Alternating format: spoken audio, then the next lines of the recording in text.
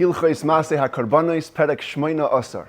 The laws of sacrificial procedures, chapter 18. It doesn't happen every day that the Rambam discusses the exact same concept as the Chitas, the Chumash. Every day we learn a portion of Chumash with Rashi.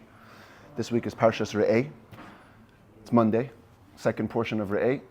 And the entire subject of today's chapter comes from the verses in today's Chitas.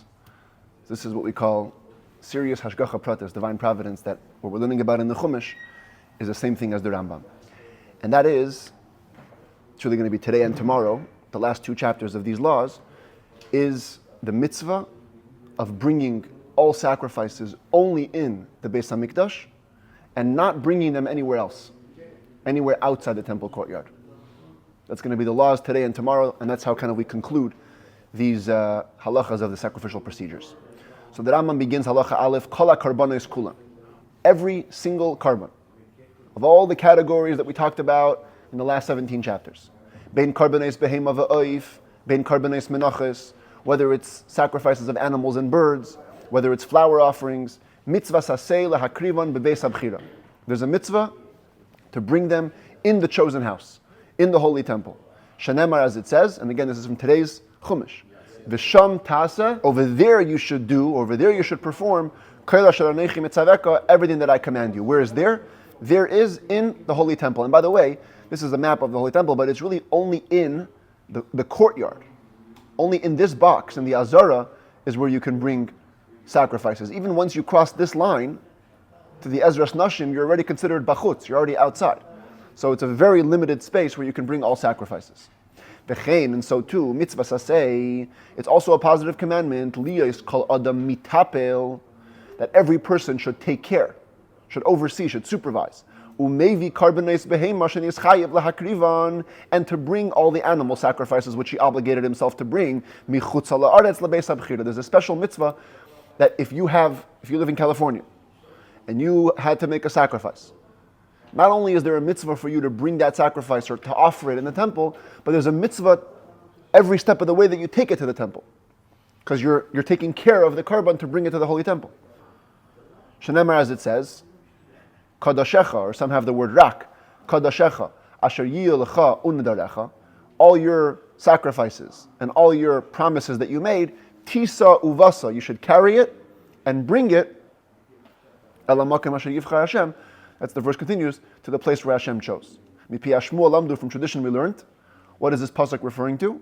She'enim medaber ala bekotche chutz ha'la'aretz. This is only talking about sacrifices that were consecrated outside of Israel. Shu mitapel behem achi yivim lebeis habchira. He has to take care of them and deal with them till he brings them to the holy temple. And again, this is from today's Chumash. Halacha beis. Let's talk about the negative side now. Hamakriv korban chutz la'azara. If somebody offers a sacrifice outside the temple courtyard, bitel mitzvah sasei. First of all, he canceled the positive commandment we just said. But also, v'avar aleisaseh, he transgressed a negative commandment. Shenemar, it says, also in today's Chumash, Hishamer lecha pentale leisecha b'chol makom asher tira. Guard yourself, beware, lest you bring your offerings in any place that you see fit. You cannot bring it any place that you want, only in the Beis HaMikdash. V'im hikriv, if you did offer it, b'meizit chayav kares. If you do it purposely, you're going to get kares, excision. Shenemar, as it says, and we're going to be returning to these verses a lot today and tomorrow. This is not in this week's portion. This is in Parshas Achrei Mos, in Vayikra. It says, any man from the Jewish people, Shenemar asher yale oila oizavach, if he offers a burnt offering or any other slaughtered offering, vel pesach el moyed leheviyai, and he did not bring it to the opening of the tent of meeting, should say leheviyanu, that's the verse the Rambam is bringing, v'nichras me'amav, he will be cut off from his nation. Clear. You bring an offering not where you should have, you didn't bring it to the holy temple, you get kares. B'shoigeg, if you did it inadvertently, maybe chatas kvua, you bring the regular standard sin offering. Like anytime you transgress a kares mitzvah, inadvertently you bring a chatas. Why is it called kvua? Is because there are other sin offerings that are olev yored. They fluctuate. If you can afford it, you bring an animal. If you're less, you bring birds or you bring flour. This is called the chatas kvua, the standard one where you only bring an animal. Halacha Gimel, v'chein ha'sheichet kadashim chutz la'azara. Same thing if you just slaughter a sacrifice outside the temple, afal pi sheloi helam, even though you didn't sacrifice it or offer it on any altar, it was a holy animal and you just slaughtered it. If you did it on purpose, you're liable to excision.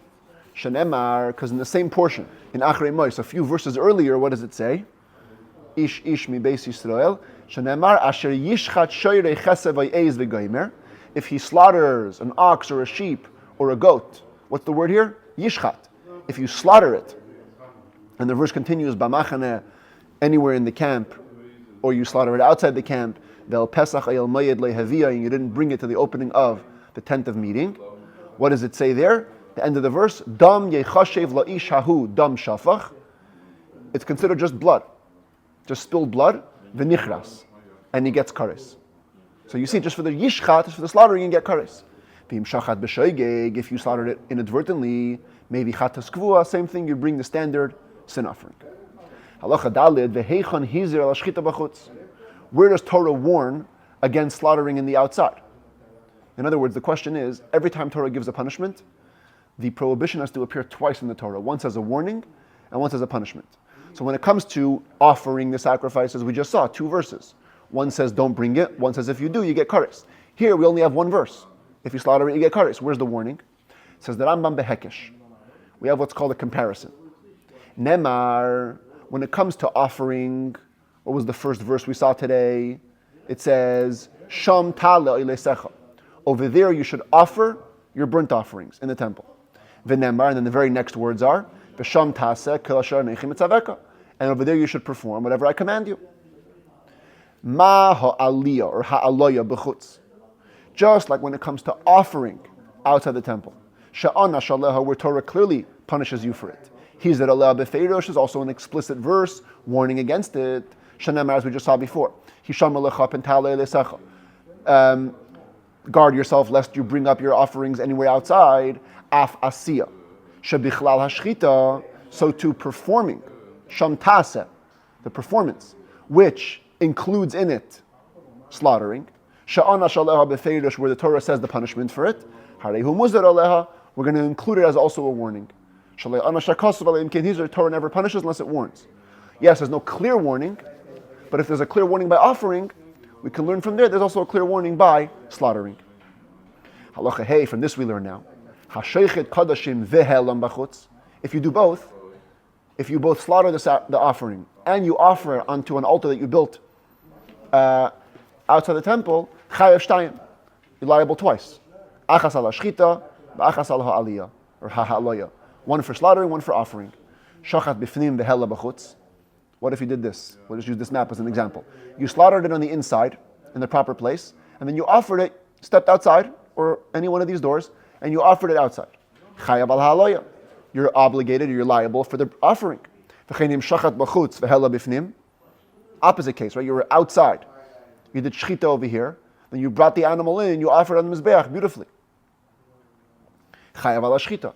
You're liable for the slaughtering, because that was done outside.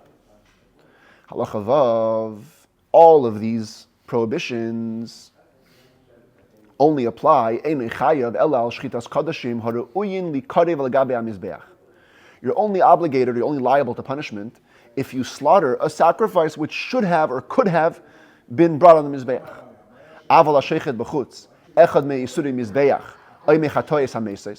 But if you slaughter on the outside an animal which was forbidden to go on the mizbeach, it had a blemish, let's say, or it was a sin offering which is supposed to die, as we'll see in the next book. Harei patur, you're exempt. Shenemar, because in the same verse that we saw before, which prohibits slaughtering, what does it say? Lifnei mishkan Hashem. You were supposed to bring it in front of Hashem's mishkan, which means kol she'ein roi elav el mishkan Hashem ein chayavin alav. Any animal which couldn't have anyways come to the temples or to the mishkan, not obligated for it, because it could have never made it to the holy temple. So putting it outside is not that bad. Halacha zayin shachat b'chutz mechuser zman begufay bebailim. What if you slaughtered on the outside an animal that technically could have been brought? It was just missing time. It was missing time in its body or in its owners. We'll soon see what that means. Hoyil ve'enoi roi atalav bifnim. Even though later it'll become good, but since right now it couldn't have been offered inside, Potter, you're exempt. What does that mean? Ezel mechusar zman begufay. What's called an animal that's missing time in its body? That's behema b'seich shivas yemei aleda. It's an animal in the first 7 days of its life. We saw a couple sets of laws ago that you have to bring an animal only from the 8th day of its life. During the first 7 days, it's mechusar zman, it's lacking time. B'toydin shalei higia zmanon, or the turtle doves, which didn't get old enough yet. Turtle doves you only bring when they're mature. And if they're too young, they're called mechusar zman begufay, they're lacking time in the body. V'oisev az benoi, shenishchat echad mehem hayayim. Another example would be, you have a mom and a child animals. So we saw you cannot slaughter both on the same day. So if you slaughter one of them, the mom or the kid, the other one, the second one is not fit till the next day. On this day, it's mechusar zman begufay. Any of these three examples, since right now it could not be offered, you're exempt. Mechusar zman bebailim, what's called lacking time on account of the owners. That's a karban shadayin lehigia zman bailav lahakriva. It's a sacrifice which the animal is okay, but it's not time for the owner to bring it yet. Keitzad, what's an example of that? Hazav v'hayoldes. A zav, it's a man who has an irregular discharge. A woman who has irregular cycle. And a woman who gave birth. Sheshachatu chatasam b'chutz b'seich yemei sfira. They slaughtered their sin offering outside of the temple during their days of counting. They have to count 7 clean days. The zav and the zava. And the birthing woman, 14 days. Or also in some cases, many more, till she brings her sacrifice, the days of purity. Point is, instead of waiting to the end of the counting period, they brought their sacrifice early. So the bailim, the owners, were missing time. P'turin, they're exempt. Because at that time, it couldn't have been brought inside the temple. Also a person with tzaras, who's counting the days till he's fully pure, and he slaughters his sin offering, guilt offering outside during those days, Potter is exempt. Because the owners of these sacrifices were not fit yet to achieve atonement. But if they would have slaughtered their burnt offerings outside, because they bring also sin offerings, also burnt offerings. If they would slaughter their burnt offerings outside, chayavin, they would be liable. The burnt offering is considered to be a gift. Yeah, you should bring it ideally in the time when you bring the other ones, but they don't have to be brought specifically at that time. The sin offering and the guilt offering, they achieve the atonement, then you have to wait till the counting is over. And therefore, if you brought them early, outside, you don't have a problem. But the oila, you do have a problem. V'chein nazir, also a Nazirite. This is the special chamber of the Nazirite they used to have in the temple. They would give him a haircut, they would cook his offering over here. If he shachat chatasai b'chutz b'seich yemei naziru, say if he slaughtered his sin offering outside during his days of keeping his Nazirite, during his term, Potter, he's exempt. But his burnt offering or peace offering, if he did that outside, he would be liable. Because it's the sin offering that holds him back.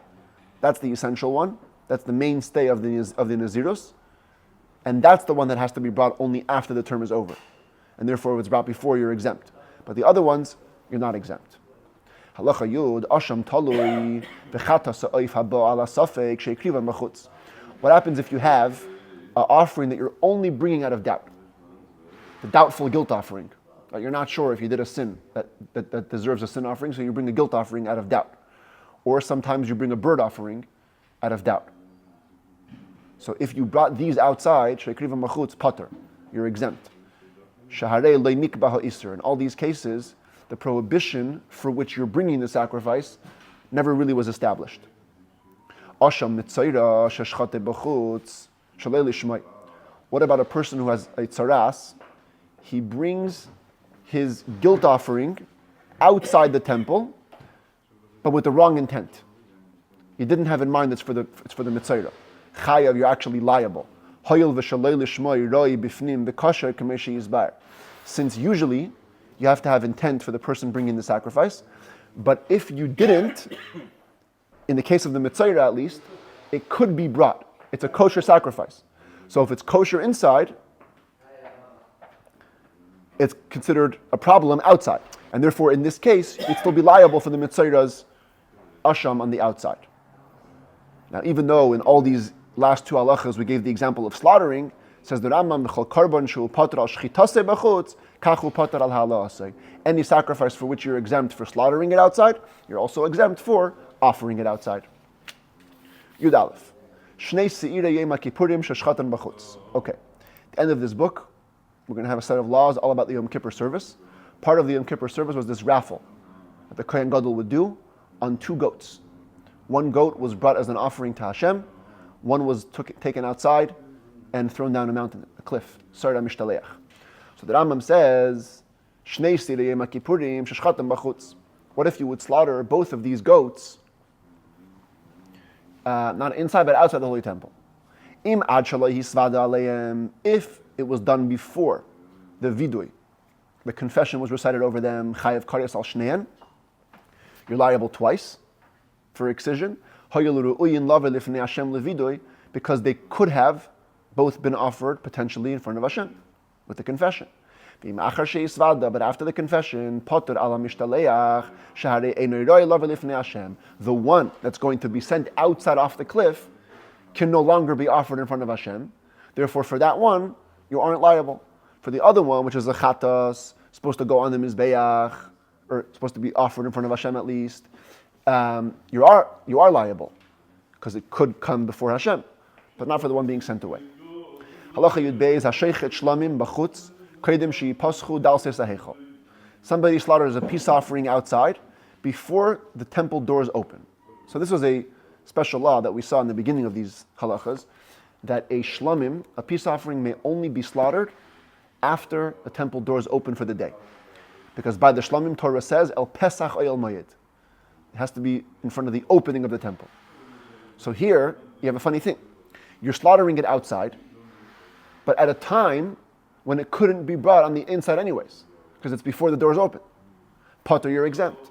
Shaharein mechusarim Maaseh. Because as we explained, there's an action lacking here. You have to open the doors first, and then they can be offered in front of Hashem.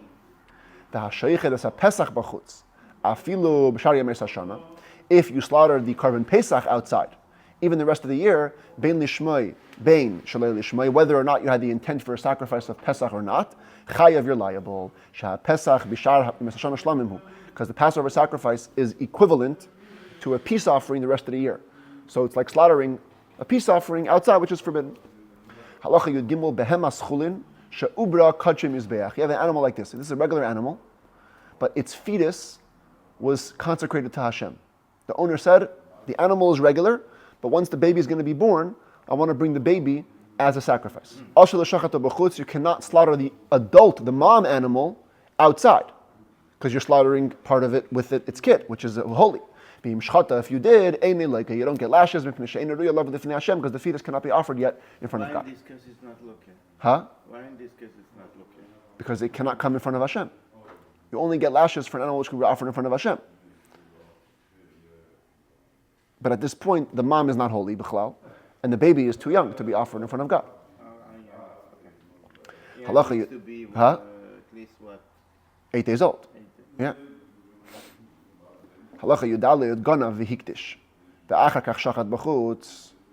Okay, again, we have our religious thief. He steals an animal, then he consecrates it, but then he goes and he slaughters it outside. So, there's a funny type of Russia. Okay, he's like purposely making it holy to offer it outside. Chayav, you're liable. At what point does the thief become the owner of the animal? The moment he made it holy. So long as he slaughters it after the owner is despaired of ever finding it. But before the despair, it's not even holy, so he wouldn't be obligated for it. Halacha tezvav hoisa behema kula b'chutz v'tzavara b'fnim v'shachat. Go back to the map. You have an animal standing right over here, in this doorway. Okay, so it's all outside. Its neck is sticking inside. V'shachat, and you slaughter. You're inside.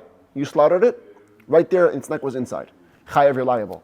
Shenema, because it says asher yishchat shoyrei chesed v'yeis b'machane or asher yishchat michutz l'machane. Double expression. If you slaughter an ox, a sheep, or a goat in the camp, or out of the camp. That means there could be a scenario where an animal is partially in the camp, partially out of the camp. Where is that? In the doorway. Echad hashechet b'mikdash v'tzavara b'fnim ushar gufa behema b'chutz oishe gufa b'fnim v'tzavara b'chutz. It's both scenarios. Whether you're in the temple and the animal's neck is in the temple, but the rest of it is outside, or the body is inside and the neck is outside, chayav, you're always liable, ad shatia behema kula b'mikdash, till the entirety of the animal is inside the temple. Shenemar, because it says, Vel Pesach hayol moyed lo yivienu, this verse again, you did not bring it to the entrance to the temple, the entirety of the animal. Aval hashoichet begagash al heichol. What about this? You have an animal on the roof. Don't know how it got there, but if you were to slaughter the animal on the roof of the heichol, so now, says the Rambam, afal pish ein rei lizvicha klal, even though this place is not good, usually for slaughtering, har is a potter, you're exempt. Halacha tazayin shnayim she'achazu b'sakim shachtu b'chutz. Two guys grabbed hold of a knife and together slaughtered an animal outside the temple. Put in their exemption. Remember, it says asher yishchat, he has to slaughter. Or asher yishchat, he slaughters. Echad v'le shnayim, one, not two. The echad sheshachat b'chutz. If somebody slaughters the animal outside, afal pishalim yiskave l'shchat kadashim elu la'Hashem, even though he didn't have in mind that he's bringing it to God. Someone gave him a knife, said, here, slaughter this animal. He didn't know what it's for. Slaughters it. But it happens to be a holy animal, happens to be outside. How is a chayav, you're liable. Shenemar, because it says, dam yechashev lo ishahu, dam shafach. The blood will be considered spilled blood for the guy, which means, afal pisha zeh hadam b'machshavtoi kadam anishbach, even though in the guy's mind, he thinks I'm just spilling blood. Like a korban, not bringing a sacrifice. How is a chayav, you're liable. Yud zayin, ashechet b'chutz balayla. If you slaughter outside at night, chayav, you're liable. Hayil v'hashchita balayla aksheda b'chutz. Even though in the temple you can't slaughter at night, but outside you could. So it's a kosher slaughter, improper place, liable. Same thing if you were to take that animal that you slaughtered by night, and you offered it by night, chayav al ha'ala, you're obligated, you're liable for the offering. Avalim shachat b'fnim balayla, the hella b'chutz pater. But if you slaughtered an animal inside at night, that's not kosher. And now you take that animal and you offer it outside, you're exempt. You've only offered a disqualified thing. Because there is no inside the temple slaughtering at night. Same thing if it was during the day, but after slaughtering, the Kohen always had to receive the blood, right, in the cup. But he didn't use the holy cup. He used the non-holy cup. And he takes the blood and sprinkles it outside. Potter, you're exempt. Because again, you did it in an improper way, so whatever you do afterwards has no consequence. Halacha yudches, v'chein hamoylek asa oif b'chutz. If you do malika, the special from the back of the neck, slaughtering for the bird, outside, potter, you are exempt. Hello, potter, if you offer it, you're exempt, because those are not kosher things outside. They're only kosher in the temple. Malak b'fnim v'hela b'chutz. If you did malika inside, which is kosher, now you take the bird and you offer it outside, chayav al ha'ala, you're liable to the offering. Shachat b'fnim v'helo b'chutz, potter. If you slaughtered a bird inside, funny enough, you did a good shchita, but it's no good for a bird. For a bird inside, you have to do malika. So if you did shchita inside and then you offered it outside, potter, you're also exempt. Because you've offered a thing which cannot be offered. In the temple, if you did shchita on a bird, you couldn't bring it to the mizbeach. So what you did has no consequence. Shachat ha'sa'if b'chutz v'helo b'chutz. But if you did shchita to the bird outside, and you offered it outside, chayav shtayim, you're liable twice. Sha'ashchita b'chutz ksheda v'arei ki malika b'fnim. Because shchita, a good shchita outside, is equivalent to a good malika inside. So you basically have to examine the place where you did the act. Whatever is kosher in the place that you did the act, now whatever follows has consequences. If what you did in that place was not kosher, whatever follows has no consequence.